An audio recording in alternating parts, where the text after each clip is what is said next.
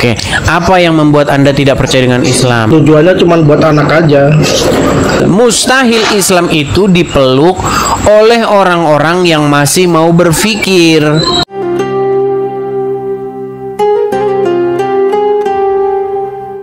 Nggak percaya sama keyakinan saya, tapi ya saya jalanin aja. Sudah tidak percaya dengan Islam. Oke, apa yang membuat Anda tidak percaya dengan Islam? Apa karena sering nonton Edis TV, sering berdebat dengan Edis TV? Enggak sih, kan hak saya kan, saya nggak percaya kan Bukan penyebab Anda akhirnya tidak percaya lagi dengan agama Islam itu karena apa? Karena sering berdebat dengan Edis TV, sering nonton Edis TV, salah satunya atau bagaimana? Iya, salah satunya itu, Bang. Oke. Nah, sekarang ini kenapa Anda sudah tahu Islam itu salah kok masih memeluknya? Silakan. Ya susah sih, Bang. Ya apa namanya? Yang faktor pertama ya karena istri juga ya. Nggak mungkin saya ninggalin istri saya kan. Jadi saya bertahan aja. Istri pernah diajak nobar, Bang? Nonton bareng Edis TV? Mana mau, Bang? Waduh, tidak, Mas. Mana mungkin mau. Takut murtad nanti dia, takut meninggalkan agama Islam atau takut menerima kebenaran, begitu ya? Nggak tahu juga, Bang. Saya tahu nonton ini di TV, ngapain gitu, katanya gitu. Tapi dia tahu Edis TV ya? Tahu. Ya, jadi gini saja, Bang, bilang sama dia. Caranya saya tahu. Gini, biar dia berhenti percaya dengan Muhammad. Istriku, gitu ya, atau apalah Abang bilang D atau bagaimana gitu ya. Menurut sunnah Rasulullah, sebagai orang yang meneladani Muhammad, maka saya harus nambah istri. Suruh saya masih Islam, tapi kamu tidak mengizinkan saya nambah istri lagi. Gitu, Bang. Karena menurut agama Islam, menurut sunnah Rasul, maka suami itu sejatinya sesuai dengan sunnah Rasul harus beristri lebih daripada satu. Namanya sunnah. Contoh ustadz-ustadz yang banyak melakukan sunnah banyak. Contohnya A.A. Agim, sunnah, dia menjalankan sunnah, tambah istri. Siapa? Almarhum Ustadz Buce. Ustadz siapa namanya? Jeffrey, ya kan? Nambah istri, betul? Uje, Ustadz Jeffrey. Gak bisa, Bang. Loh, berarti istri Anda seorang munafik. Bilang, wahai istriku, mau masuk surga, mau pintu surga lebar selebar-lebarnya, maka kamu harus mengizinkan saya kawin lagi. Itu gimana sih? Iya, Bang. Itu terus bilang, cuman... kamu suruh saya percaya sama Muhammad, tapi saya tidak boleh mengikuti Muhammad. Gimana?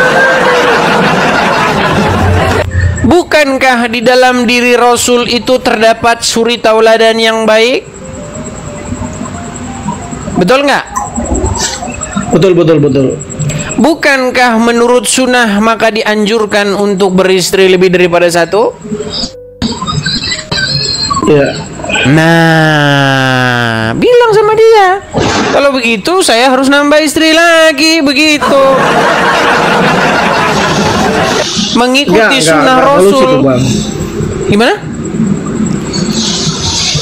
Bukan solusi itu. Katanya Anda bilang istri Anda suruh Anda percaya sama agama Islam. Sekarang disuruh menjalankan agama Islam, istri Anda tidak mau. Gimana sih?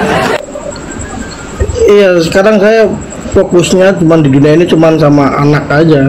Makanya saya nggak mau pisah sama dia. Jadi saya betul. Tujuannya cuma buat anak aja. Oke, apakah Anda memiliki tabungan, Bang? Nggak ada. Tidak ada. Nanti kalau punya tabungan, uangnya buat apa? Buat anak atau buat dikasih orang Arab? Buat anak lah bang. Nah, menurut ajaran agama Islam harus kau pakai naik haji. Gimana sih ini nih? Jadi makanya saya bilang bang, mustahil Islam itu dipeluk oleh orang-orang yang masih mau berpikir. Punya duit untuk naik haji, untuk nyium batu ke Arab. Betul? Betul. Iya. Bahkan menurut ajaran agama Islam boleh suami main tangan. Boleh. Nggak percaya. Apakah boleh? Boleh nggak suami mukul istrinya menurut ajaran agama Islam? Ya boleh sih bang. Boleh. Jangan bahkan Muhammad adalah contoh seorang suami yang mukul istri. Gimana?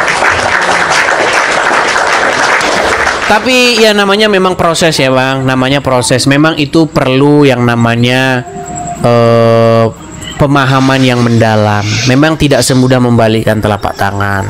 Karena dari kecil memang sudah dicekokin, Islam agama yang benar, janganlah kamu mati kecuali dalam keadaan Islam. Nah, ini udah mendarah daging bang, sudah mengakar di hati seorang muslim. Dan mengubah itu memang tidak mudah begitu. Butuh yang namanya proses bang. Nanti kalau anda betul-betul sudah tahu bahwa Muhammad tidak pantas diikuti dan anda sadar siapa yang seharusnya anda taati, anda patuhi, anda jadikan suri tauladan, itu bukan Muhammad bang, tetapi Yesus. Saya kan udah nggak mengikutin lagi bang. Iya, tetapi masalahnya kan anda tetap takut sama istri karena nanti gimana? Kan anda udah cerita tadi kan. Iya, hidup saya cuma buat anak saya aja bang. Ya itu bagus lah bang intinya. Tapi yang mau saya sampaikan, jauhkanlah ajaran Muhammad dari rumah anda. Karena kalau itu anda masih taruh di rumah anda, sebentar lagi percayalah nanti anak anda akan mengikuti apa yang diperbuat oleh Muhammad. Salah satunya pergi ke Arab nyium sebongkah batu. Kira-kira nih bang, kalau misalnya anda mengikrarkan diri untuk meninggalkan agama Islam kepada istri anda, yang terjadi apa? Bisa bang. Lalu kenapa istri anda bersikeras supaya anda tetap Islam? Ya udah keyakinan dia bang, udah doktrin dia bang. Kalau keyakinan dia, kenapa dia tidak kasih izin nikah lagi? Ini kan serba aneh loh. Nggak semua perempuan bisa nerima bang. Loh, tapi itu sunnah Rasul. Ya kan, walaupun sunnah Rasul kan nggak harus diturutin bang. Berarti kamu menganggap sunnah Rasul itu tidak baik. Ya sudahlah. Ya butuh proses lah. Saya rasa ini tinggal masalah waktu saja. Semoga nanti istri anda menonton ya.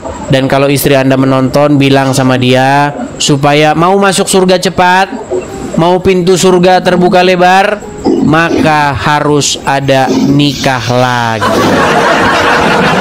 Iya, jadi nanti istri anda tiap hari akan bernyanyi. Lu ya, istri anda tiap hari akan bernyanyi, mana mungkin satu pondok ada dua cinta, ada dua cinta. Dia akan bersenandung sedih terus. Biarlah aku yang itu senandung lagu para wanita yang dipoligam. Ngomongnya aja di depan, saya mengikuti Sunnah Rasul. Di hatinya hancur lebur remuk redap. Benar-benar. Oke lah, itu ya Bang ya.